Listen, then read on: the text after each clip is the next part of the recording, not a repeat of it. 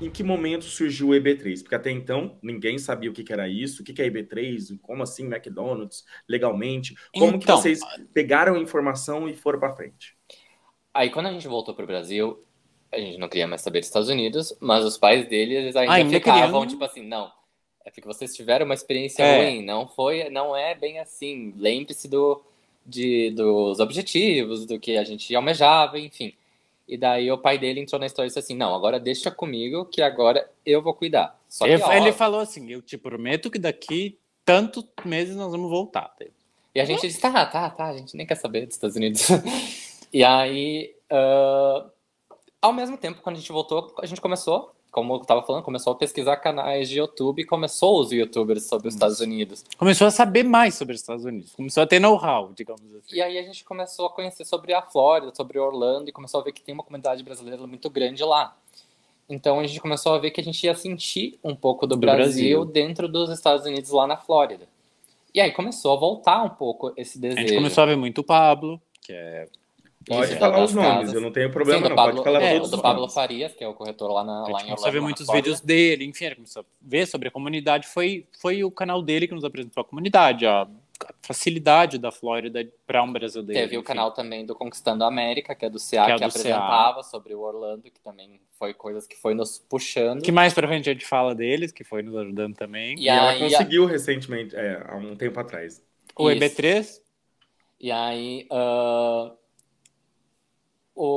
a gente começou a voltar a ideia dos Estados Unidos e a gente pensou, não vamos fazer tudo errado de novo. Sim, vamos que Então, nem que demore. vamos preparar um terreno, demore anos que for, para que quando a gente chegar lá, a experiência seja o menos dolorosa possível.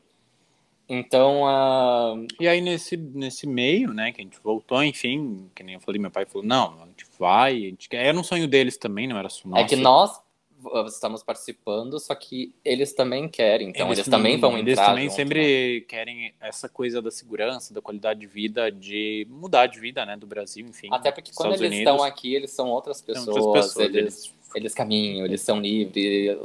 No Brasil, eles são pessoas que estão sempre preocupadas, sempre estressadas. Sem negócio, então é correria, é estresse, e aqui isso é tudo muito mais tranquilo, assim, pra vida. Daí, ali por em torno do começo de 2017, eles decidiram vir pra cá de novo, ver como é que era a Flórida melhor, passear, e a gente acabou sabendo sobre o E2 também, começou a ler mais, começou a ver mais, e no começo do E2 também, tudo se acha... Pode falar. Algum de vocês dois tem passaporte europeu? Ele tem. Sim, eu tenho cidadania italiana, minha família, enfim. E daí, por isso, a gente começou a pensar no E2, porque era aquela coisa. Tudo bem, tu tem que investir, mas o negócio é teu, então tu vai acabar tendo uma renda nos Estados Unidos, vai morar legalmente, vai ter visto.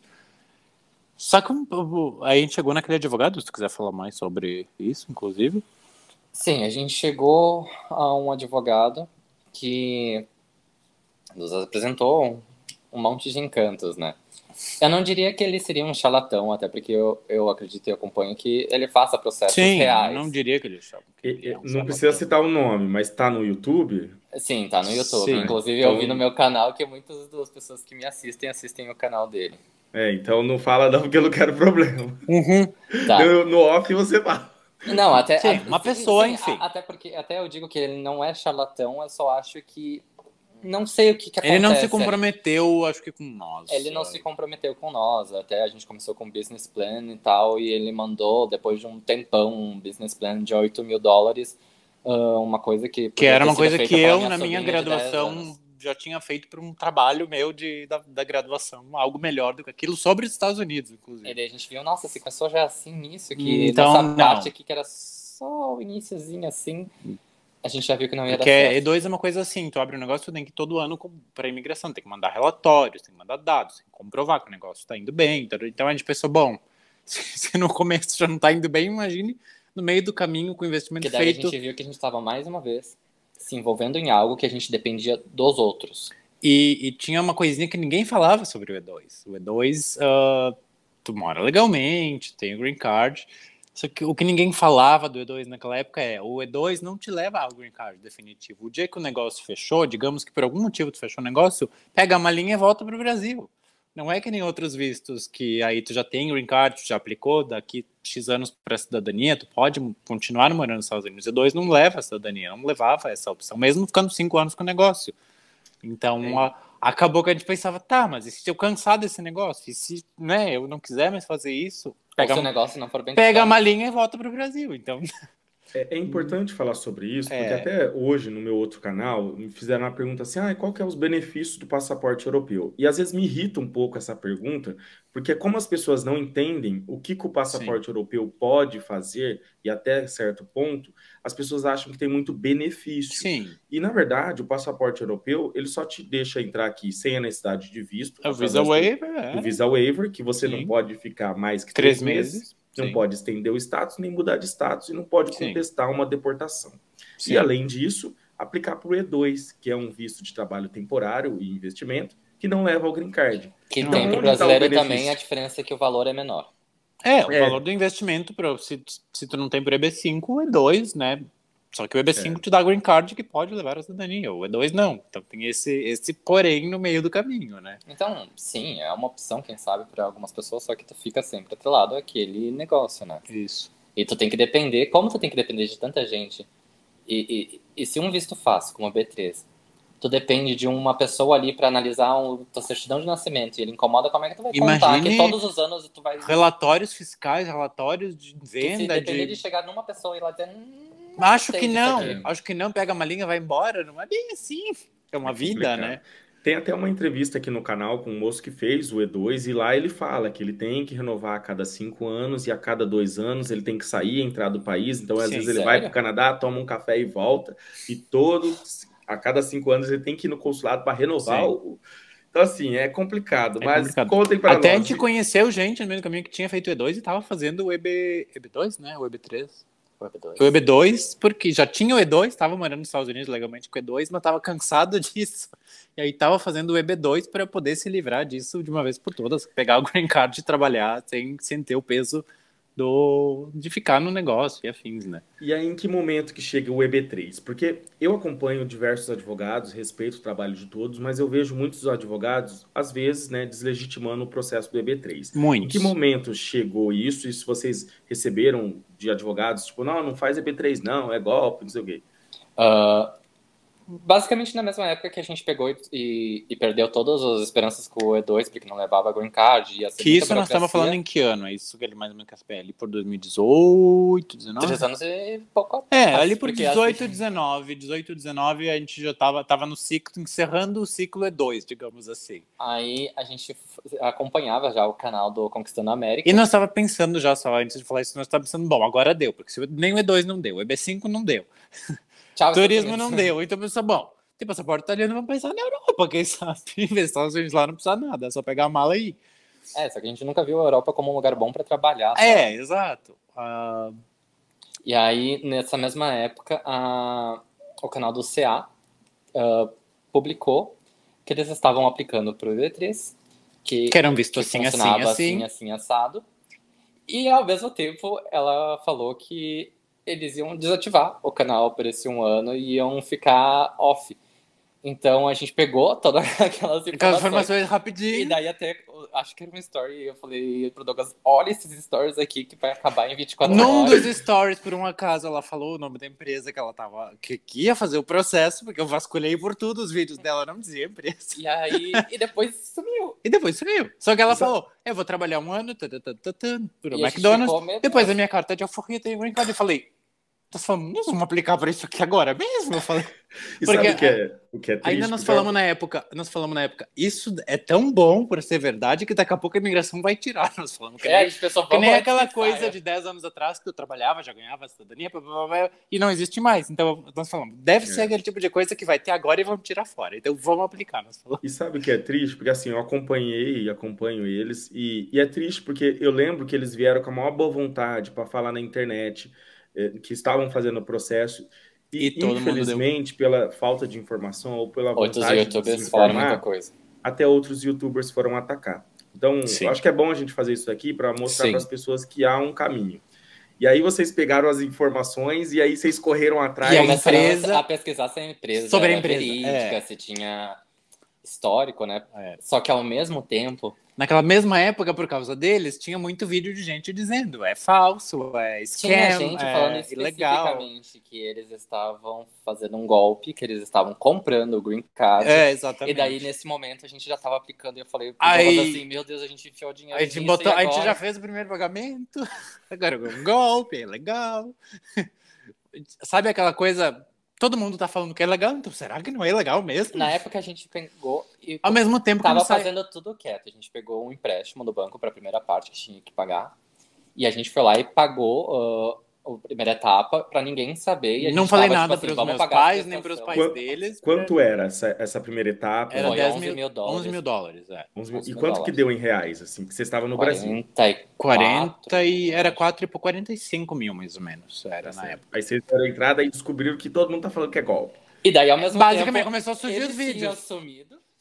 E daí tinha canal até falando que eles sumiram por causa disso. E daí todo mundo falando, é golpe, porque EB3 é golpe. Inclusive, alguns youtubers famosos que a gente seguia começaram a fazer vídeo dizendo, olha, esses valores altos, né, exorbitantes, que não são exorbitantes, são os valores que custa qualquer... Nós sabíamos, e uma coisa que eu sempre falava assim, nós já tínhamos tentado EB5 e E2.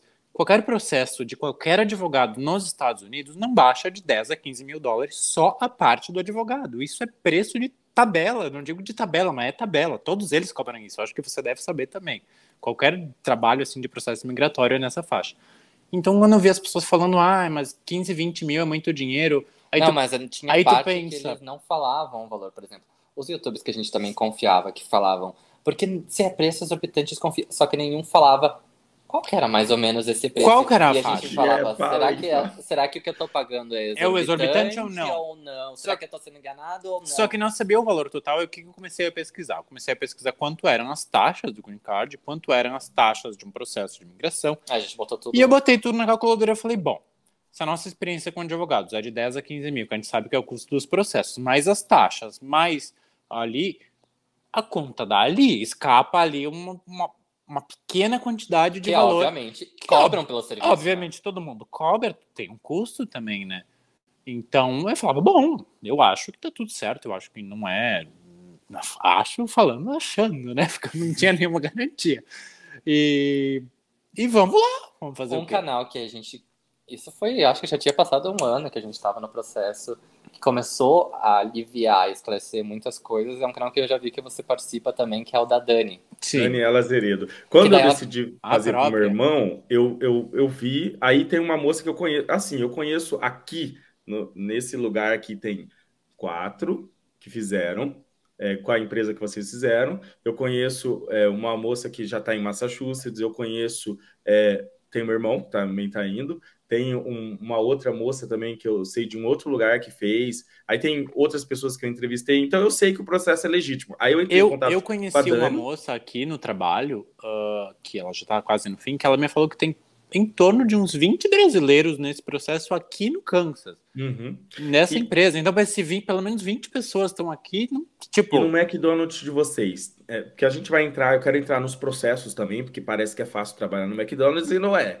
Mas não aonde vocês trabalham? Tem só brasileiro fazendo EB3? Ou vocês conhecem pessoas de outras nacionalidades fazendo EB3? O nosso sponsor, o nosso empregador do McDonald's, ele é uma empresa que ela é dona e gestora, porque existe assim, McDonald's, existe a companhia, né, McDonald's mundial, e existem, em alguns estados e partes do mundo, existem empresas linkadas à companhia que são donas de lojas.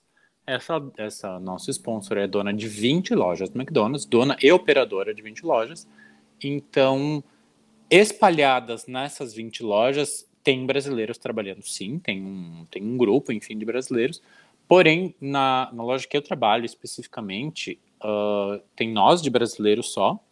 E um dia que eu conheci essa moça, que trabalhava numa outra loja aqui na mesma cidade, enfim, que ela estava ajudando, cobrindo alguém. E a gente, só que nessa loja especificamente, é gente do mundo inteiro. Não digo que é do EB3, não é. Não sei se é, mas vários eu sei que não são. Tem gente da África, tem gente de Senegal, de Togo, de Gana, a minha head manager é do Uruguai. Então, assim, é multicultural, digamos assim. Então não é só os brasileiros que estão no EB3. Não é só os brasileiros, exatamente. Beleza. Eu acho que ele é um visto novo para os conhecimento desse de brasileiros, é tanto que é um visto nos Estados Unidos, é um visto antiguíssimo, só que não se falava sobre ele, pelo menos não na comunidade brasileira, né? No caso, eu acho que matérias em inglês tem. Uma vez, por incrível que pareça, foi, acho que o ano passado ou retrasado, eu tava passando na rua fazendo um delivery e eu vi um anúncio no ônibus, no negócio do ponto de ônibus, estava escrito EB3, só que tava em língua oriental. Eu não sei se era coreano, eu não sei se era chinês, eu não sei o que era. E tava lá, EB3 e o advogado. Então, assim, é uma pena que, infelizmente, a nossa comunidade, existem pessoas que às vezes vão deslegitimar os processos porque talvez não fazem ou têm interesse de vender outros. Exato. Mas eu acho que aqui a gente está para levar informação e a gente não está vendendo nada para ninguém. Não está vendendo nada para ninguém. Nem vamos citar as empresas que foram... Né, a gente sempre fala isso no nosso canal. É as nossas experiências de um processo que deu certo. A gente não fala o nome da empresa em vídeo nem nada, porque eu não estou dizendo façam com essa empresa. Se as pessoas perguntam, a gente acabou respondendo porque a gente entende o desespero e a vontade de saber, a necessidade de saber se elas estão indo para algum caminho bom, né? E é aquela coisa... Mas a gente não quis falar nos nossos vídeos porque a gente não quer estar divulgando a empresa, e porque também não tô vendendo o serviço E não é dela. isso, é aquela coisa que nem nós falamos do advogado. É um advogado famoso que muita gente faz, muita gente deu certo. Para aquelas pessoas deu certo, para mim não deu certo. Então é a mesma coisa que eu dizer, essa empresa. Eu digo, para mim, ela deu certo. Eu não tô dizendo que para ti ela vai dar certo. Para mim, ela deu certo. Essa foi a minha experiência. Então a gente fala com essa propriedade de o visto é legal, nós estamos aqui. Agora, busquem uma empresa séria.